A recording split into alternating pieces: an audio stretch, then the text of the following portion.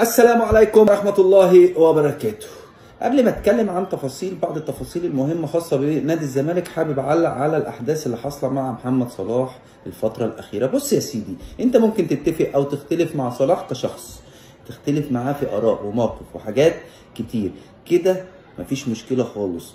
انما الدستور رأيي ان كل واحد حر، وده دستور الحياة، كل واحد حر في رأيه، وانت رأيك محدش هيعارضك عليه، وانا رأيي محدش هيعارضني عليه. بس اللي مضايقني وعايز اتكلم عنه هو اختلاف على صلاح كلاعب. دي نقطة أنا مش قادر أفهمها ولا قادر أصدقها. معقولة يا جماعة؟ معقولة عندنا لعيب بإمكانيات صلاح وبتاريخ صلاح ونختلف عليه كلاعب؟ بيلعب في منتخب مصر زي ما بيلعب في ليفربول، أو ما بيلعبش في منتخب مصر زي ما بيلعب في ليفربول. يا جماعة عايزين نبقى عقلانيين في الكلام.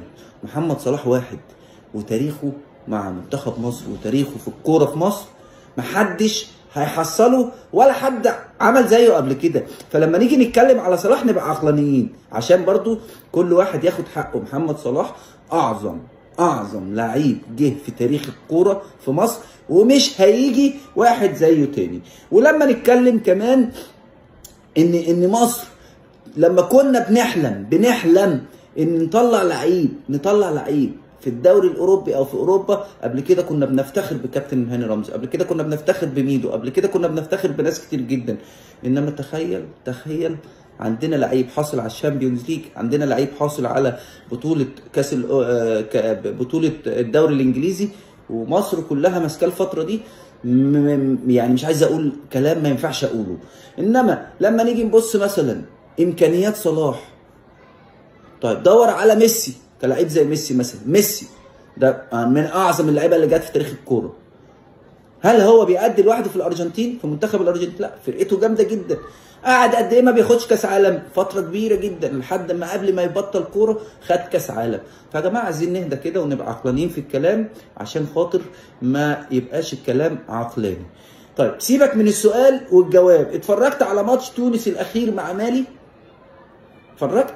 شفت عصام الشوالي بيتكلم على لعيب عامل مراوغات كتير جدا في الشامبيونز ليج، واحنا عندنا صلاح للاسف الشديد ما بنسكتش عنه. تخيل ان التونسي عصام الشوالي بيفتخر بلعيب عامل مراوغات كتير في الشامبيونز ليج. امال اللي حاصل على الشامبيونز ليج نقول عليه ايه؟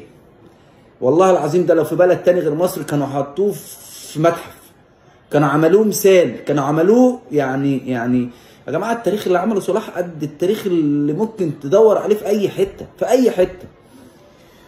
طيب ماشي، انت مختلف على منظومه الكوره في مصر، وعندك تعليق على اي حاجه بتحصل في اتحاد او هيئه او غيره. برضو انا مختلف معاك، المنتخب بيمثل بلدك. انا مش جاي اتكلم معاك عن الوطنيه وعن الشعارات، بس منتخبنا ومحتاجين كلنا ندعمه ونقف جنبه ونقف في ظهره وجنب لعيبتنا. مش عايزين يا جماعه الكلام المستهلك. منتخب مصر فاضل له ماتش، ممكن يوصل دور ال 16، وبعد كده ان شاء الله باذن الله يكمل، والمستوى هيبقى في ارتفاع. فمش عايزين نتكلم وخلاص. عايز اتكلم كمان في نقطه مهمه جدا اتكلم فيها صلاح، حابب اعلق عليها، وهي تنجيم اللعيبه. انت متخيل وصلنا لايه؟ ليه زيزو نجح؟ عشان برضو الناس تبقى فاهمه. زيزو طلع وخد الموضوع مراحل. اول 6 شهور مصر كلها كانت بتقطع في زيزو. زيزو دلوقتي بقى احسن لعيب في مصر. هل مش ده خد وقت الطبيعي بالتدريج ان يوصل للنجوميه اللي هو فيها او اللي هو عليها دلوقتي؟ مش انا اول ما لعيب يلعب كوره يعمل بالعرض بالكعب مش عارف ايه نحطه في حته غريبه جدا ونقول عليه الحق ده بقى ميسي، ده بقى كريستيانو، ده من احسن اللعيبه، ده وكتير قوي امثله عندنا. وفي انديه بتنجم لعيبه والله العظيم 3 على الله. بس للاسف الشديد اعلامنا والسوشيال الميديا بتاعتنا هي اللي بتعمل كده في اللعيبه. انا بطمنكم ان عايز اخش لكم على طول في موضوع الزمالك ونتكلم فيها، وخلينا نقول ايه اللي هيحصل في نادي الزمالك الفتره الجايه. نادي الزمالك هيعلن الصفقات بتاعته قريب جدا، وفي كام لعيب انا شايفهم شخصيا ان هم صفقات مبشره جدا. الزمالك زي ما هو محتاج لعيبه صف اول، كمان محتاج لعيبه جعانه كوره، عشان الناس تبقى فاهمه. مش كل اللعيبه هيبقى اشرف بن شرقي، ومش كل اللعيبه هتبقى باساسي. مش كل اللعيبه هتبقى كده، فاحنا محتاجين نبقى مركزين. في لعيبه كويسه جدا هنجيبها ان شاء الله باذن الله، او النادي هيجيبها، وفي لعيبه برضو جعانه كوره عايزه تاخد، عايزه تقول انا هنا.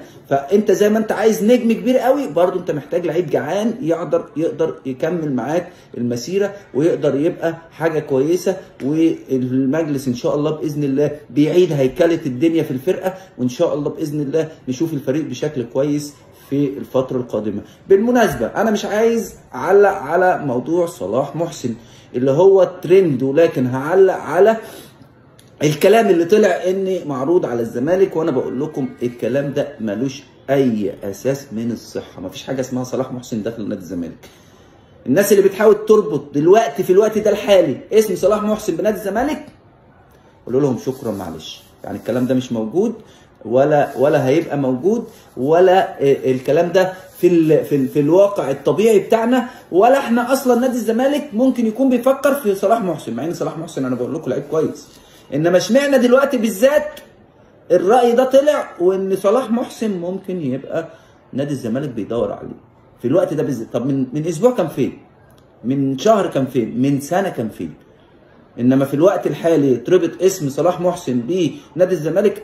انا الموضوع الاساسي اللي هو بتاع صلاح محسن واللي داير دلوقتي واللي ترند على مستوى مصر انا مش هتكلم فيه، لان دي حاجات شخصيه وكل واحد حر فيها. انما ان يتربط اسمه دلوقتي باسم نادي الزمالك ده كلام لا يصح ولا يحصل، ولا نادي الزمالك اصلا بيتدخل فيه، ولا نادي الزمالك بيفكر فيه، ولا نادي الزمالك اصلا ممكن يفكر في صلاح محسن في الفتره اللي جايه، عشان الناس تبقى فاهمه، عشان ما حدش يضحك عليك ولا يقول لك اي حاجه من الحاجات دي.